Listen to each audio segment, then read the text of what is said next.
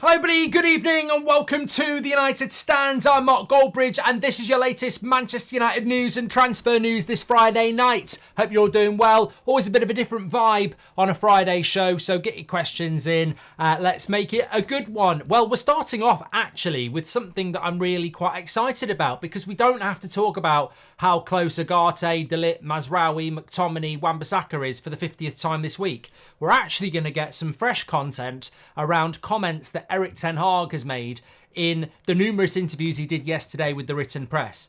Some of it that has been embargoed and leaked out during the day, but effectively he's spoken about the mess that he inherited and also what his transfer plans are, and sent a warning really to Manchester United fans that certainly in relation to Yoro and Xerxes injuries, does that change his transfer plans? He's given that information.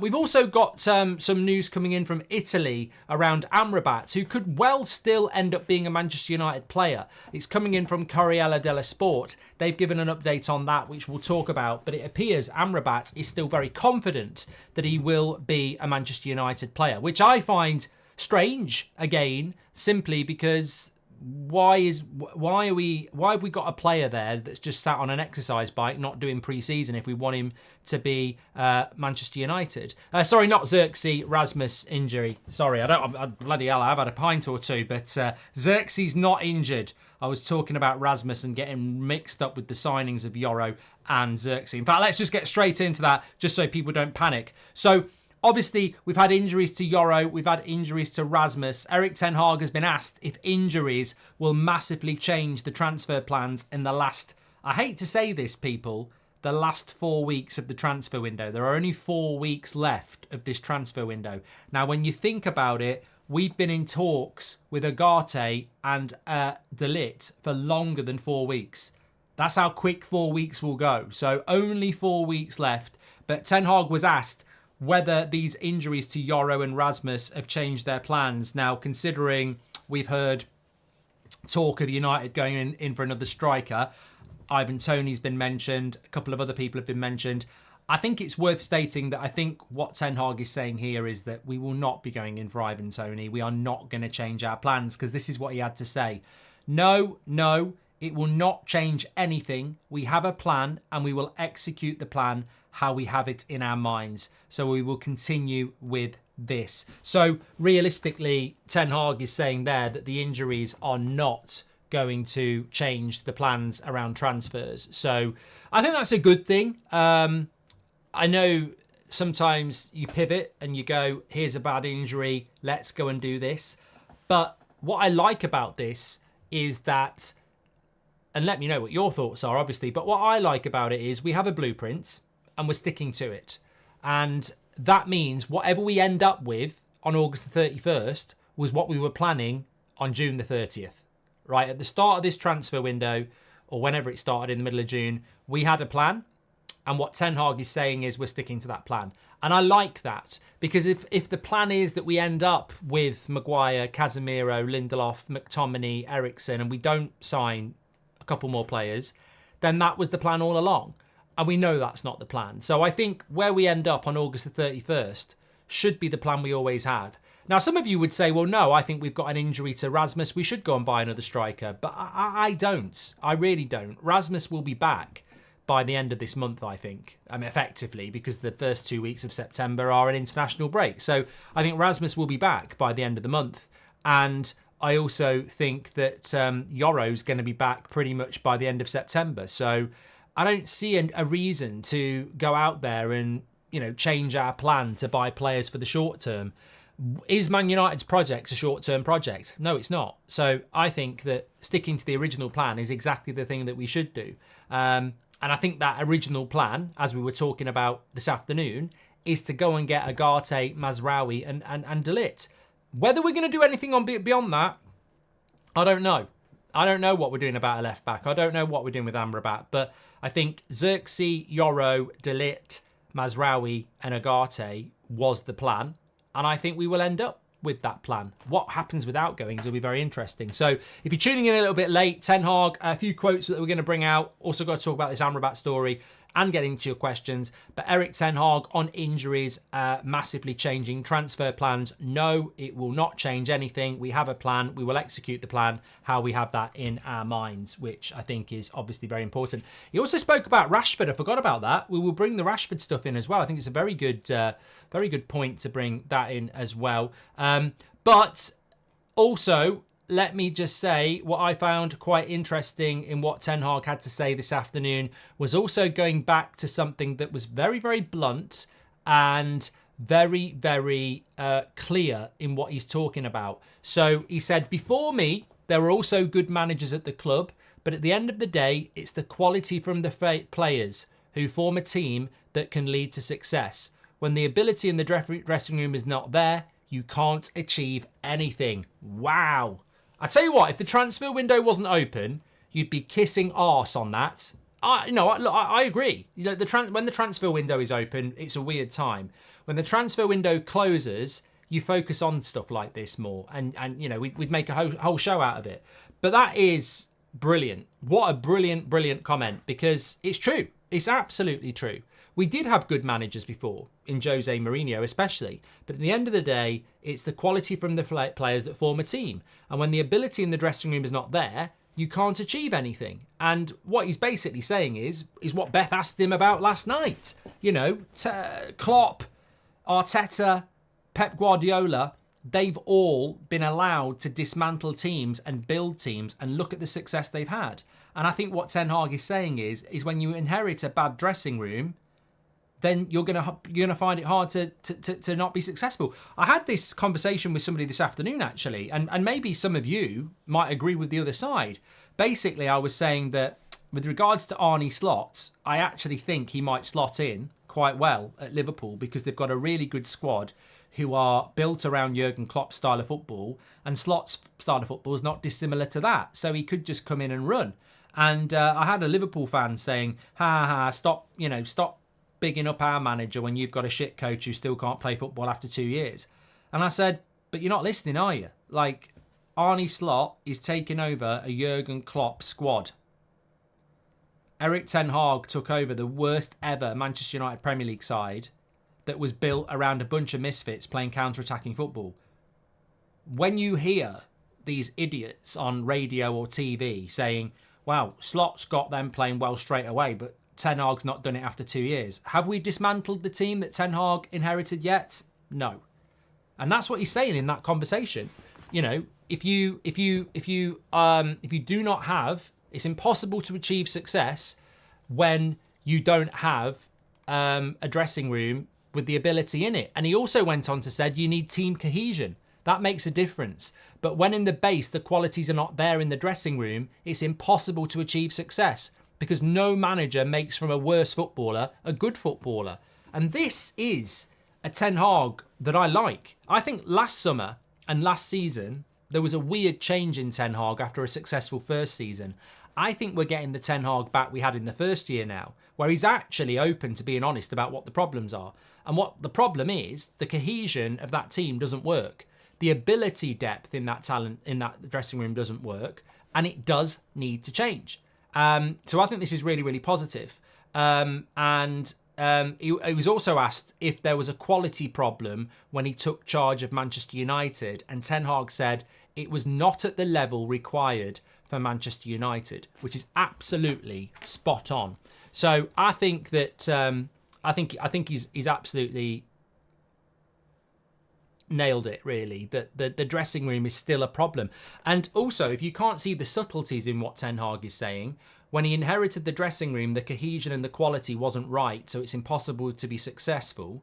Well, is that dressing room remarkably different now, 2 years on? It's slightly better, but top player says it's worse. What did Ange take over, says Harvey Specter? Well, I'm not a Spurs fan, mate, but the last time I checked, Spurs aren't in the Champions League.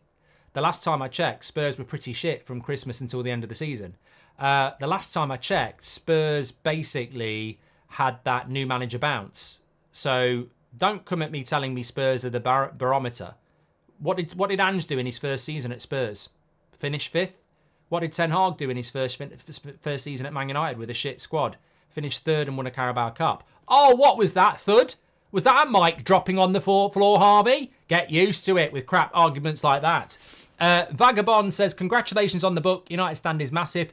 Mate, it's amazing when you see your book, like you can on my Instagram, in WH Smith on an aisle. The funny thing was, I was right underneath a MILF. The book above me said MILF by Paloma Faith. So Mrs. Goldbridge ain't happy. I said, I didn't put the book there. I was just passing through. Hi, Mark. The way it's going, Anthony's going to be our backup left back behind Luke Shaw. He won't be happy about it. And Shiran says, when are we getting Delit and stop sitting on, that's the what I want to know. I don't know what that is. Scott says, without more new signings, it could be a tough start to the season. Bring them now. Love the show. Keep up the great work. Scott, thank you very much for the love. Welcome to Members Club. Surely the whole point in Xerxes is that we have cover for an injury to Rasmus. Exactly, Lewis. A great point there. And I thought Mazraoui could play left back as well. Well, he can, Timo, but I don't want that. I think we need a left back as well. Obi Martin, straight into the matchday squad, says XX. We'll have to wait and see. Evening, Mark, says Danny O. Keep up the great work. Hope you're doing well, Danny. Drunk bridge equals best bridge. I wouldn't say I'm drunk, Joy Boy. Harvey is again... Harvey's just getting the excuses in nice and early. I think we know what Harvey... That was Harvey's earliest one before he got sat down. And Jacob says, evening, Mark. Yesterday was my birthday, so my dad bought me the book and I can't wait for it to arrive. Keep up the great work from Ireland, says Jacob. Thank you very much, Jacob, and I hope you had a great birthday. James Brooks, welcome to Members Club. Thank you very much for that as well. I have got some more Ten Hag quotes to talk about. I want to talk about what he said about Rashford and a few other bits, but just to bring a bit of topical transfer news in as well, because I know some of you crave that. Amrabat, really interesting. Corriere dello Sport have reported today that Amrabat is still very confident that he'll end up at Manchester United. So much so that even though Fenerbahce are interested for 10 million euros, he is waiting for Manchester United. Well, that's the news on Amrabat.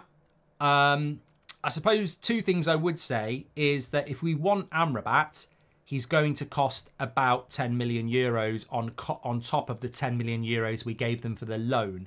So all in all, we've already paid 10 million euros for the loan, so we'd be paying another 10 million. So realistically, to get Amrabat's going to cost us about 7 million quid. So would you do that for 7 million pounds?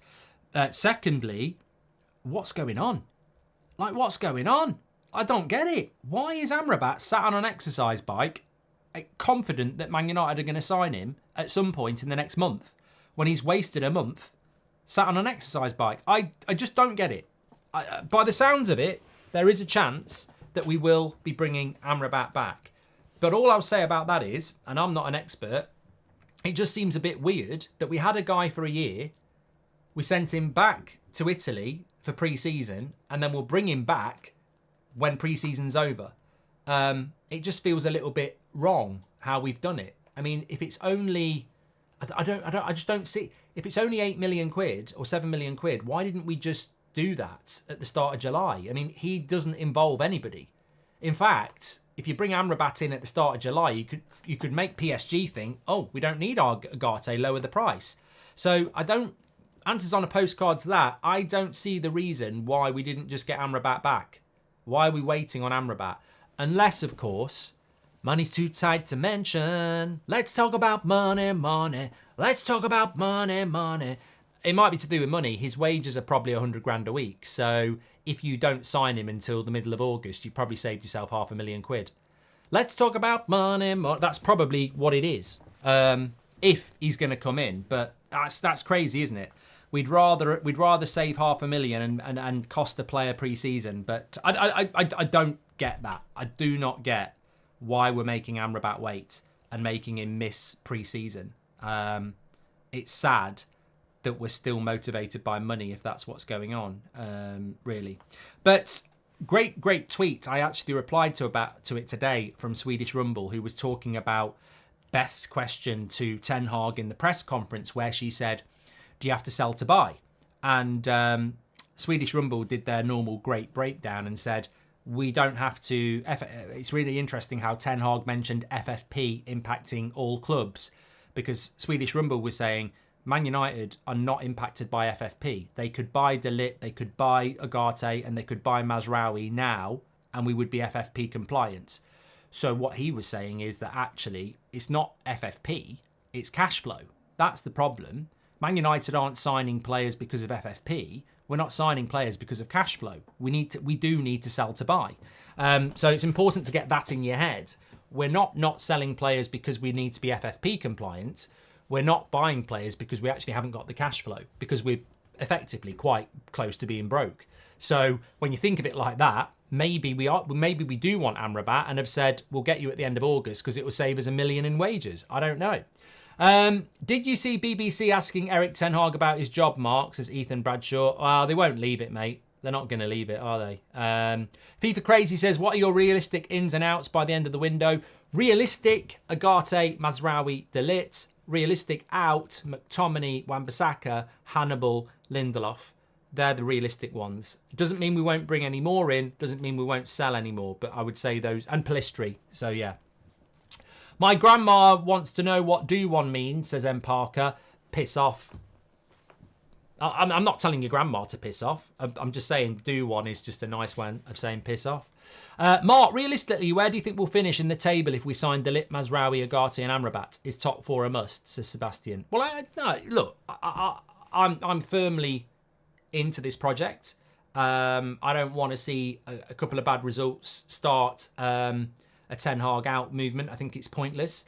But I will say here, as a Manchester United fan, that we can't be sitting here and going top 4 is not important. Manchester United should win a title every year. That's what I grew up with.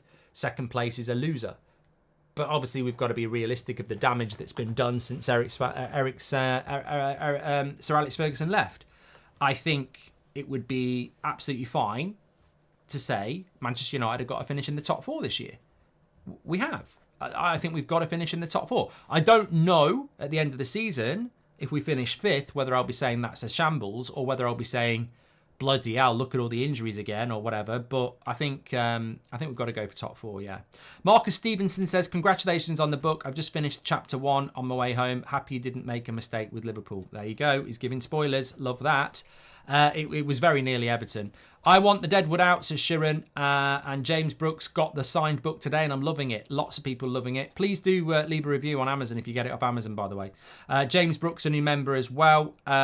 Also, BG says, I believe that playing some of the youth off the bench wouldn't hurt. Instead of spending on players, Amrabat in, but maybe it's his agent saying stuff. Could be. It's all a bit weird, if I'm being honest. Let me go back to some of the Ten Hag comments because I want to talk about what he said about Rashford. But this is what Ten Hag had to say about his first season. The first season, I think, was very successful with 2 finals. We won 1 and we lost 1. We should have won that 1 and we were 3rd. We came far in Europe and we played over 60 matches. He says, I came here 2 years ago and this group of players hadn't won for 6 years any trophy. I said, we're also on a mission and we're here to win and be building that we know before us that it will not come overnight. He was asked about whether the FA Cup win period was difficult with Ineos looking at other managers. He said, I was never distracted from the mission. On pre-season, good. It's a positive tour so far, and I think, yeah, it's a pre-season. I think we made some foundations, which is interesting because he's missing a lot of key players, of course. On the coaching changes, obviously we've brought in Rene and Ruud. He says, we've got some new coaches in, which gives us not a better dynamic, but a different dynamic, innovations, new ideas, a new dynamic, a new energy, and I think that we can make progress to get to the next level. He also was speaking about the younger players, but I want to just talk about what he had to say about Marcus Rashford. So he said, Erik Ten Hag, on if Rashford can recapture his form from 2 seasons ago, he has to prove his point. This is what Ten Hag had to say. He has to prove his point. We will set the conditions and he is very capable of doing this. He should fight for it, but we are not robots. We are dealing with human beings and everyone is not always on their best. So basically, I think Ten Hag is saying, look, we will provide the platform, but he's got to prove himself. We will give him the environment, and he's very capable of performing in that environment, but he's the guy who's got to go out and prove it. On last season, he's clearly saying, look, not everyone's a robot. You know, human beings will have bad times. But I think he's saying, look, there's no reason why this season he can't deliver, and we're going to give him those opportunities to do it. I've said before, I said it in April. Maybe just because one good season, one bad season, it's very, very easy to do it. But I thought that Rashford would have a good season this season coming up. I did say for a lot of last season when he was playing badly in October, I said he'll come good by Christmas, and obviously he didn't. So what I say doesn't mean shit really. But I do think you could probably see a reason for him to have a good season based upon the fact that he didn't get picked for the Euros. He had a good pre-season. He'll be sharper, fresher. If he'd been part of the Euros, he wouldn't be as sharp as he is now. If he'd been part of the Euros, he probably wouldn't be as hurt and determined as he is now. I think he's got a point to prove. I think it's dangerous when you live your life with a point to prove. It's interesting that Ten Hag actually said that, and I think he's right. He's got a point to prove, is basically what Ten Hag said. It's funny, I said that 2 weeks ago. I don't think as a professional footballer, operating with a point to prove is a good idea, because once you've proved your point, your standards drop. And I think Rashford's career in the last few years appears to be driven by proving a point. And I think he'll have a good season because he's got a point to prove. But when he's proven the point, can he stay consistent? I don't think Rashford proving a point's a problem. I think it's staying consistent that's the problem. I think that's always going to be the issue with Rashford. Can he do it consistently? When he's hot, he's one of the best players in Europe. And when he's not, he's not. So I think he will have a good season because I think he's got so much to prove, like Ten Hag said. But can he sustain it? He's going into key years now in his late 20s. He's not going anywhere. Like, no one's ever going to buy him at that price and that wage. So we need the best Marcus Rashford. From what I've seen in pre-season, he looks better. That's not hard, I suppose some would say. But he does look better. Even the assist for Casemiro the other night was a pass where he might have snatched at it last season. He seems a little bit more relaxed, a little bit more content. Look, it might be a little thing. It might be everything. He looks happier, and you see it in between plays at the start of the game. Him and Sancho are tight. Now, Sancho got kicked out last year. Did that impact Rashford? Sancho's back now. Does that impact Rashford? I don't know, but he seems to be in a better place, and he looks a little bit sharper as well. I think there's nothing. Well, I think we all have to hope and pray that he has a good season because he's not bloody going anywhere, and I think he'll continue to get picked. But he's got to go out and prove it, because if he doesn't, football fans are very vocal. The media is very vocal. If Rashford starts the season badly, he's starting ahead of Garnacho or Amad, isn't he? So if Rashford starts, Amad or Garnacho are on the bench. I don't think a lot of people are going to like that anyway. So that's the incentive for him, is that he's got to perform consistently to hold his place from two players that probably deserve it more than him based on last season, who, played well. But I think he'll have a good season, and I think if he has a good season, then top four is pretty much nailed on for United. So, yeah, I hope that it is going to work out for him. I'm tired of people saying Erik Ten Hag has spent 500 million. He hasn't. The Glazers have. He didn't pay 90 million for Anthony. He didn't do anything of this, Siraj. I've not heard anybody say it for a while, but it is horseshit. Michael has gifted 5 memberships. Absolute legend, mate. Thank you very much for that. Kevin says, do you see some incomings by the end of next week and outgoings? I mean, Kevin, I do, but I don't know. I really don't. Zuteng says, the manager spent 500 million. How many more excuses does he need, Mark? Well, literally, somebody just said this. I think this is a shit opinion, to be honest with you, because I don't know where you get 500 million from. I don't think it even adds up to 500 million, if I'm being completely honest. But I'll tell you what, I'll keep it nice and short for you, Zooting, which is probably what you're used to. The reality is that when Ten Hag came in 2 years ago, we sat here as a community. You might not have been here, Zooting, but we did sit here. I remember it, and if I could be asked, I'd go and get the clip. We sat here as a community when Ten Hag came in, and we did a poll, and it was, how much does this squad need spending on it to compete with Man City? And it was under 500 million, over 500 million, or over 1 billion. Can you guess what the majority voted for, Zooting? It was over £1 billion. So you're moaning about a manager that's had £500 million. And I don't think he has had £500 million, actually. And I think we've overpaid massively on a lot of that. So I would say, based on the vast majority of United fans, even if he had spent £500 million, it was established at the start that that would only be half of what's required. Because when you think about it, the team that Ten Hag inherited was toxic, backstabbing and shit. So you basically need to change about 13, 14 players. On average, a decent player is going to cost you anywhere between 70 and 100 million pounds. And it's, I mean, I know that's changed, but look, it's going to cost a lot of money. So I don't even think half a billion's enough, if I'm being completely honest. Hi Mark, I just got your book in the post today, signed version. I've been watching you for 7 years. It's cool vlogging. Thanks for all your hard work. Such a legend. Keep up the hard work, mate. Well, thanks for the lovely message, mate, and I hope you enjoy it. How many more outgoings do you see, says Randeep. Con Benson, welcome to the Members Club. I mean, I think United would love to sell. How many did we say at the start of the summer transfer window? I forget. It was over 10. I mean, somebody said, when's Brandon Williams back in pre-season? He's been released. Shoretire signed for a Greek club, and someone was like, will we get a fee? He was released. Like, we have got rid of a few players. Martial Varane, Brandon Williams, Shoretire went on free. Greenwood's gone, Donny's gone, and Kambwala's gone. So 7 have gone. Obviously, McTominay and Wan-Bissaka and Pellistri will go. That's 10. Well, McTominay might not go, but that's 9 or 10. Hannibal, Lindelof as well. That's 12. So might not be the players you want to go, but Forson's gone as well. So yeah, it might not be the ones you want to go, but we will have got rid of about 12 by the end of this transfer window. I would still like to see I would still sell Sancho. I would still sell Casemiro. I would still sell Maguire. I would still sell Eriksen. So you're getting on for 16, 17 players if you do what I and many others would do. Luke Shaw's not going anywhere, Red Devil. He shouldn't be going anywhere.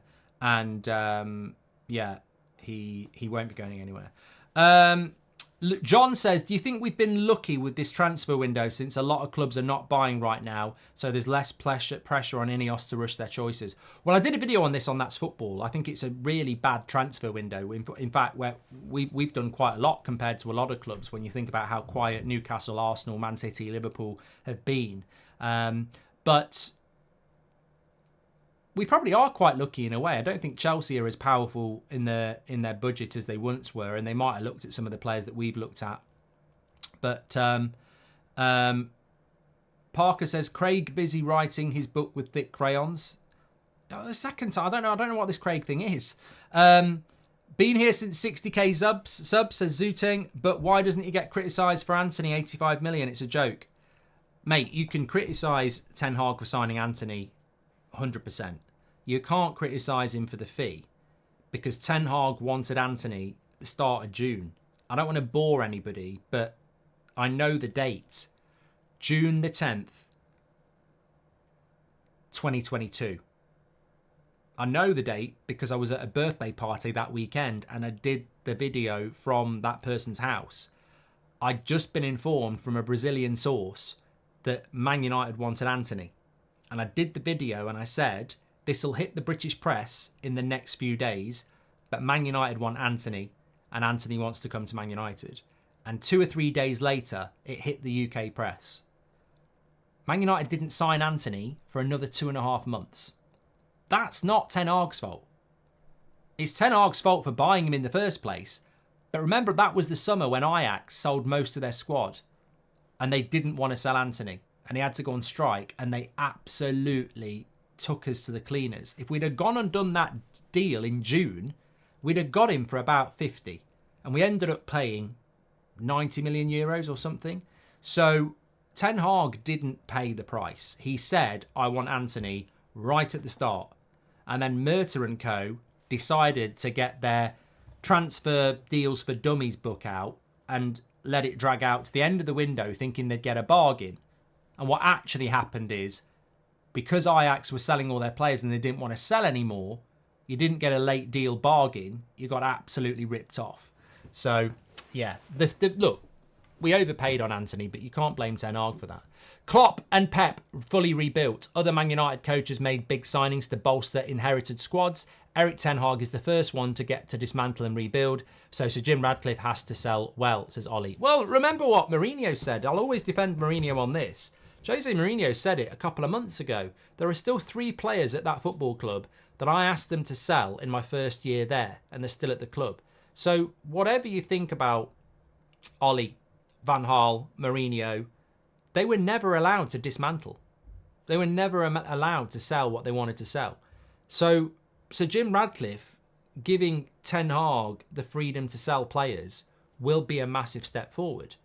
But let's not forget, even if Sir Jim Ratcliffe and Ineos do give Ten Hag the freedom, doesn't mean you can sell them. He wanted to sell Maguire last summer. He took the captaincy off him.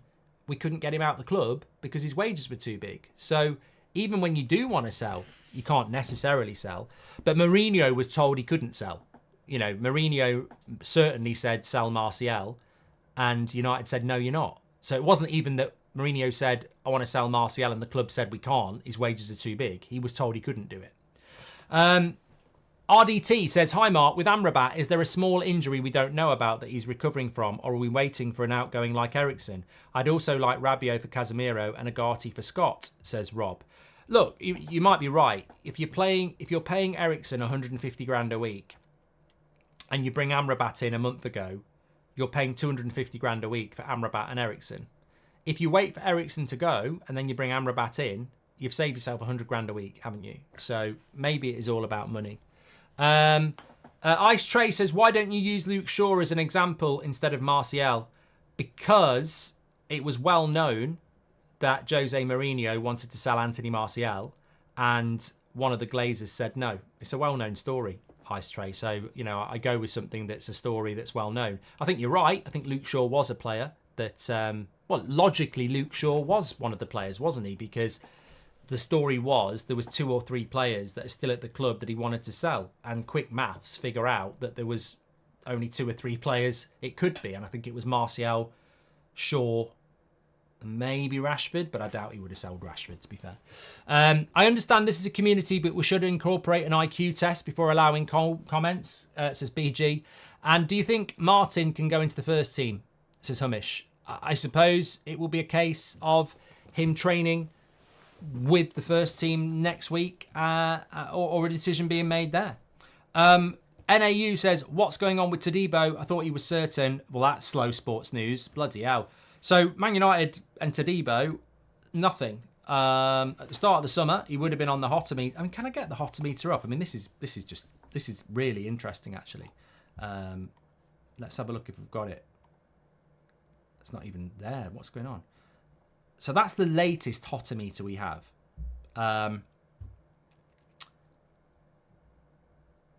Which, I mean, it's not too bad. I mean, that's about a month ago. I mean, De Ligt and Agate are still hot, aren't they, to be fair? Branthwaite's still there or thereabouts. Anacho, forget about it. Frimpong, forget about it. Gutierrez might be there or thereabouts. João Neves is obviously gone as well. I think I did think I had the original one. That's the hotometer. The coldometer looks like that. That was the original one. So Greenwood, yes. Van der Beek, yes. Sancho's still here. Eriksen's still here. Casemiro's still here. Wan-Bissaka's still here. Harry Maguire. I mean, that to me is the problem. That's the problem. Mojo's just gifted 10 memberships. He's certainly not a problem. He's a legend. Thank you very much. But the coldometer is why the hotometer is not boiling. Because you can't do that. You can't go to 10 on there when you haven't gone to 10 on there. So that's the problem. And that's not wrong. That's still right. Greenwood, Sancho, Van der Beek, Eriksen, Casemiro, Wan-Bissaka and Maguire. All of those need to go. And only 2 of them have gone. So we failed so far in relation to that. Now, I would still say Lindelof should be there on a 5. I would still say that Hannibal needs to be there on a 5. There are still other players that need to be on there. Scott McTominay as well.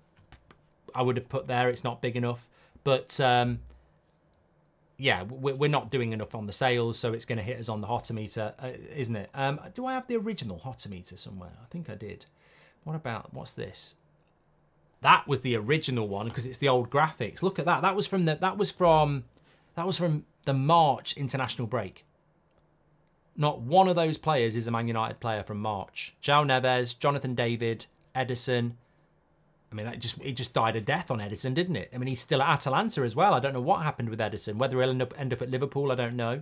But Branthwaite, Todibo, Elise, we didn't end up with any of those. And I tell you what, I will tell you, those top 4 were definite targets. Like, Ineos really did want Elise. They really did.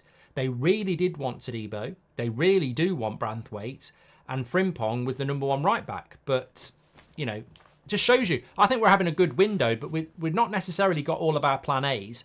But in relation to Todibo, that was the question. Ash says, whatever happened to that lawyer we hired to challenge for the Todibo? We obviously decided not to do it. Todibo we couldn't have because of Nice and Ineos, so we couldn't get him. We did want him. Do we end up better, though? Is it better or, you know, is Yoro and De Ligt, are they both better than Todibo? And in a way,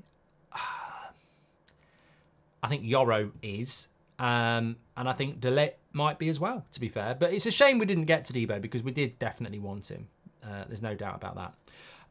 Kumar says, what would you rate this, Mark, as a transfer window? Xerxes, Yoro, De Ligt, Mazraoui, Agate, Amrabat, maybe a left back.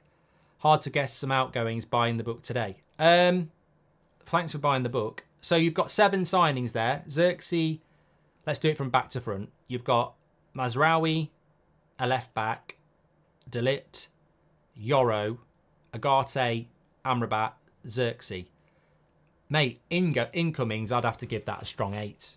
I'd have to give that a strong 8. Because the only thing missing, really, you've got 2 midfielders, 2 centre-backs, 2 full-backs and a striker. The only thing missing from there is a winger. But with Ahmad coming through, Garnacho, Rashford, and you've still got Anthony and Sancho, maybe this isn't the summer for the winger. So I'd give that on incomings an 8. Certainly. Who's at fault if Aaron Wan-Bissaka gets injured tomorrow, says Hitton? Ten Hag. Ten Hag will tell you that himself. 100%. The only reason Ten Hag wouldn't be at fault is if he had a bit of a knock and he wasn't told about it. But if you play Wan-Bissaka fit and he gets injured tomorrow, that's on you because you didn't need to pick him. Same with Scott McTominay as well. What if Scott McTominay... I mean, look. What if Scott McTominay or Aaron Wan-Bissaka do a Phil Jones? Get themselves injured for the transfer window, you know? No, I'm not saying that Phil Jones did that really, but he did always seem to be injured when the transfer window was open. But then again, he was injured when the transfer window wasn't open, so it wasn't mutually exclusive. Joe Clark, thanks for being a member for 3 months. Lee Berman says, if we had got Anthony for the rumoured 40 to 50 million that June, do you think he'd still be at the club or sold, sent on loan? If we'd have got Anthony for 40 or 50 million pounds, we'd have got Gakpo for 25. People forget that. We wanted Gakpo. And I think Gakpo's a good player. But we wanted Gakpo. We overpaid on Anthony and we couldn't get Gakpo. Why didn't we go for Frimpong, says Shahin? Money. We ain't got the money. We ain't got the money, mate. We just don't have the money. Like, we've got... Yeah. The only deals we can do are with clubs who let us do instalments. And Leverkusen... Remember, Frimpong had a release clause. They wanted the full 34 million, so we just haven't got the money for him. We're buying Mazraoui for 15 million, whereas Frimpong would have been 3 times that. Great question by Kumar. What happened to Edison, says Autumn Wind? You know what? We're not signing Edison, but he went to the Copa America, and there was talk about him leaving. He's probably back in training with Atalanta now. He's not. There's nothing about him. There's no stories about him for weeks. I think Liverpool got linked to him in June. Nothing ever since. So, I mean, look. Would I want Agate or Edison? I don't know enough about either of them to know who's better, but I would be happy with either of them. But obviously, Agate sort of came out of nowhere, didn't he, at the end of June? Mojo gifted 10 memberships. He's a legend. Gia says, an underperforming Rashford won't survive this year. No, it's. But you know what? Let's just not make it about Rashford. It's not mutually exclusive, is it? Rashford's got a big year ahead of him. So has, I mean, if Sancho stays, but I don't know whether that's going to happen. Mason Mount. I mean, we don't talk about Mason Mount enough. I mean, I think Mason Mount apparently is part of the same agency as Sancho and Rashford. And I don't think that agency does a very good job, really. I really don't. They'll probably think they are. But, I mean, we've been on the tour. I'm stunned that Mason Mount's not done like a, walked over to Beth and gave us a couple of minutes or something like that. And I know, or anybody else that's there. I mean, United Stand's not the only people there. I'm not saying, I know we're the biggest and the best and you're going to reach more people, but I just think Mason Mount, the whole PR around him is really weird. Like, he had a really bad first season. He's got the numbers, but he's got the number 7 on his back. You can't be shy about the media and then want the number 7. Like, he's the number 7. And I just think there's some easy wins for Mason Mount to just do a few interviews. Like, he's had a very low profile summer. And he's been very low profile on the US tour. And I think he's done okay on the US tour. So, big season for Mason Mount. Big season for Marcus Rashford. Big season for Anthony. Big season for Onana. There are a few players that will definitely be here that you could say face a make or break season. So, and how many of those do you think will do well? As I said, I think Rashford's going to have a big season. I think Mason Mount, it depends how many minutes he can get. It's hard to get into that team if Bruno's there. Anthony, I think, is going to have a hard season as well. I think Onana will have a good season. Is Dan Gore's United career over, says Summer? No, I think Dan Gore's a really good player.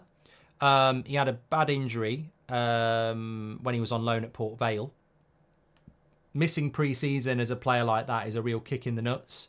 I think he's going to be looking at another loan when he's fit. Darren says, are we not looking for a left-sided centre-back? Well, I don't know, Darren, whether we are. I think it would be a good idea. Ash just got the book. You're a legend, mate. Thank you very much for all those people who are getting it. You're legends. Let me just, I'll tell you what I'll do. I think the link's in the description, but I'll just whack that there, which you can scan if you want to go and order it as well. Yeah, I mean, I'd like to buy a left-sided centre-back, but I don't know whether we will do that. Darren says, that was from Darren. Ross McRae, Magician, says, book arrived today. Surprised we haven't been linked with Anthony Robinson, given we need a left-back and Fulham are trying to sign Scott McTominay. I'd be very happy with Anthony Robinson at Fulham, by the way. I'm very happy. I think he's a very good left-back. Anant says, we could spend 70 million as per FFP and have used 30 million. Snapdragon's 70 million player sales, 28 plus 10 means cash is there. Ineos are just overthinking it, says Anant. And Arteta was allowed to terminate contracts back then, but now FFP has shown bite. Patience is key for this project to work, says Free Immortal. And Bernard B says, will Mount's role become in for Bruno each game so Bruno is not overworked? Also, Benny Hill or Monty Python? I remember Benny Hill vaguely, and I liked the music, but I was way too young to really appreciate either of those. Although I did fall asleep. I'd had a few beers last night, as you might know. I fell asleep watching Only Fools and Horses last night, and I woke up at 3 o'clock and it was still on. So I watched it a bit more. I don't very rarely do that these days, fall asleep watching telly and then wake up to the telly still being on. Stewie says, thanks Mojo, got a gift, love you, Mark, you're the man, thank you Stewie. Love the Friday night show, by the way. It's the end of the week, and that's purposely why I did a title and thumbnail that has got nothing to do with Manchester United signing Agate, De Ligt or selling Wan-Bissaka or McTominay. I just thought, end of the week, the hardcore will be here. Let's have a grown-up conversation and let's just do what we do best. So I'm not even bothered about, any of that at the moment. Who's at fault? I've done that one from Hit. I'll tell you what, the quality of questions has been better as well. I know we had a bit of topical stuff about Amrabat, but there was something else I wanted to bring in about Ten Hag as well, because I think one of the things that is really important about Ten Hag's time here, we're seeing it with Collier, we're seeing it with Amas, we've seen it with Mainu, we've seen it with Garnacho. His development of young players will save us millions, but the quality's got to be there. And I've always bigged Ten Hag up for this, because when he first came to the club, some people didn't like it. But he said, I'm not going to put youth players in the matchday squad because that's what Man United do. You've got to be good enough to be in it. And some people even feared, oh, is that going to be the end of the run? Because we've got an amazing record where every matchday since 1930s, Man United have had a youth product in their matchday squad. Nobody's anywhere near that, by the way. No one's anywhere near that. That will never get broken. That will never allowed to be broken. I would guarantee you that it's in Ten Hag's contract, and it will be in every contract of every manager. There has to be a youth product in the matchday squad. But Ten Hag, knowing that, then said, you'll only get in a matchday squad if you're good enough. And look how it's worked. We know that every young player that comes through, we know that Ten Hag thinks they're good enough. And also in the youth setup, the levels have gone up because they know to get in the first team matchday squad, you've got to be really good. So everything is a lot better. And this is what Ten Hag had to say about the youth. He said, you can develop players and you can develop, of course, a team. That often goes hand in hand, but the potential must be there. Otherwise, you can't build this when the potential is not there. And he also said, there are players who have an X factor, but they are young. They already have the experience of how to win a trophy, and we have to build on that. But with young players, there will be ups and downs, and we have to realise that. And I think that's very intelligent as well, because I always defend the youth of Manchester United until they're not youth anymore. You know, McTominay, Rashford, I have been critical of them, but they're not youth anymore. They're senior pros, and when you're a senior pro, there are expectations. But with the younger players, I remember a couple of years ago or whenever it was, Garnacho was getting pelters by other content creators, by people on social media, by journalists. And I was like, he's 18. And Ten Hag's absolutely right. And I don't know why people don't figure this out. Mainu will still have bad games. Garnacho will still have bad games. They're teenagers. And if you don't realise that, then you don't really understand what United is. I remember the class of 92. You know, that team in 96 that won the double and can't win it with kids, those players like Nicky Butt and Paul Scholes and David Beckham, they'd been playing for years before that. You know, they were making their debuts in like 93, 94. They didn't just turn up in 96 and win a double. And to be honest, I remember watching Scholes at times and thinking, I don't know whether he's going to make it, because he'd like be playing up front. And I'd watch Nicky Butt and think, I'm not sure he's going to make it. And I remember Beckham at the start thinking, oh, I don't really know if he's going to be quick enough or anything like that. But you backed them because that's what you do. And I tell you what, with Garnacho and Mainu, it's a lot more obvious how bloody good they are. I'm not saying they're going to be better than Beckham, Butt and Scholes, but you've got to have that patience. They are going to have ups and downs. And I think that's why when people say we don't need a left-back because we've got Amas, whether Amas is going to be the best left-back the world ever made, at 17, he will have ups and downs. And if Luke Shaw gets injured, you're telling me that he should be our starting left-back every week. I think it's too much. I don't mind him being a left-back choice if he's good enough, but there will be ups and downs as well. And we must protect them because I think sometimes I look at the live chat or I look on social media and I'll see the way that some of these teenagers are being, you know, criticised. And someone was saying about Ethan Wheatley the other day, and I'm like, at what point has anybody said that Ethan Wheatley is going to be the next Van Nistelrooy? He might never play for the first team. He might go off and play for Preston North End and have a good career. Loads of people do that. We just should be patient with them. And, you know, confidence is a big thing. And we've always been very good at this club at giving young players a platform where those young players know that at this football club, you will be given time and the fans are enthusiastic about it as well. So, yeah, look, Ten Hag's right. We've set the bar very high for the young players, but we also have to be patient with them as well.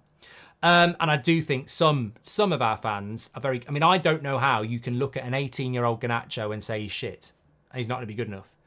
Because it's absolutely nailed on that an 18-year-old will be a very different player at 22. And that's the scary thing about Mainu and Garnacho, is they're both 19, and we probably won't understand what they really are until they're 22, 23. So they've got 3 years of football growth, physical growth. It's scary. It's scary what those two players could be. And Ten Hag's right. They've also got the experience of winning trophies, of playing in major tournaments. I mean, I wish Mainu had won the Euros, because that would have just been an amazing experience for him to have in his career so young. But the experience is still great. And, you know, we talk about what's achievable next season, and we know what Rashford's good season's like because we've seen it. We know what a good Bruno season looks like because we've seen it. We know what a good Casemiro's season looks like because we've seen it. But we don't know what a good Mainu or Garnacho season is next year because they've got the development thing as well. We know what they're like, but they've got levels to go up. We're not going to see Bruno go up a level now. We know what a good Bruno is. He's 30. But with Mainu and Garnacho, they've both got growth. I mean, I'm getting goosebumps on my arms. They've still got development. They're not... Whatever you think Garnacho and Mainu are on a good day, that's not their best. They've probably got 2-3 years of more development to come. Scary. Really scary. Exciting as well.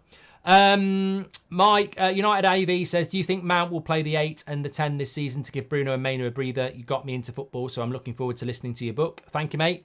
Really appreciate the super chat as well. I think Mason Mount has got to play as the 8. He's got to play as a false 9. He might even have to play as a winger. If Mason Mount's going to get regular minutes, and he has to, he can't just wait for the number 10 because he won't get it from Bruno. So I think Mason Mount has got to play as an 8. He's got to play as a 10. He's got to play as a false 9. He's got to play as a winger. He's going to have to play a lot of positions. And he's going to have to get used to coming on for the last 20 minutes of games as well. And he's going to have to get used to starting the Carabao Cup and the Europa League and rotational. But the great thing about a rotational player is in the modern game is that you still play a hell of a lot. And I think Mason Mount, first of all, it's not about how many minutes he plays. It's about how many minutes he's fit. He was injured 3 or 4 times last year. Mason Mount's number 1 goal is probably going to be starting for Man United. But really, the number 1 goal for us is that he's still fit at Christmas. We can't afford another calf, groin, or 6-week injury. He's got to start. He's got to stay fit. Got to stay fit. Absolute legends tonight. Really enjoyed it. Isn't it nice actually to get a break from all the, transfer stuff? It actually is nice just to have a community chat about relevant stuff, but not be like Delit, Agate, everything like that. And we've got a match tomorrow as well, which is even better. Make sure you smash a like on the video. If you want to get the book, you can do. Scan the QR code for that. We're back in the morning with the 10 o'clock show. I don't think we'll be back with a breaking late show. I mean, I'm gutted by that. Every summer transfer window, you do get about 10 nights at like 11 o'clock where there's a breaking news. I think we've done it once or twice. It's just not been that window, has it? It's not been that. Anyway, you legends, thank you very much. Stay safe, take care, and I will see you tomorrow. Remember, it's a big day tomorrow because we're playing Liverpool, which I think the Liverpool game tomorrow, result doesn't really matter, but it's going to be a real test as to just how good Liverpool are tactically. Because the slot change from Klopp is minimal. And those players already know how to play as a team. So it's going to be a real test tomorrow for Manchester United against a well-drilled style of play with players that can play it. We haven't got the players to play like that. We haven't even got our best players. But I think it'd be interesting. I'm not saying we'll lose. I mean, look, there's real opportunities there tomorrow. The thing is as well, I don't know whether Rashford will play. I don't know whether Anthony will play. So it will be Ahmad and Sancho off the wing and probably Wheatley up front. So it'll be tough tomorrow, but I'm looking forward to it. Take care, everyone. Stay safe. I'll speak to you all in a bit. Andy Weatherall says, I feel Rashford will have a good season. We will then be able to cash in next summer for a high amount to someone like PSG. I don't think if he has a good season, we'd sell him, mate, to be honest. But I know what you're saying. Take care, everyone. Speak to you in a bit.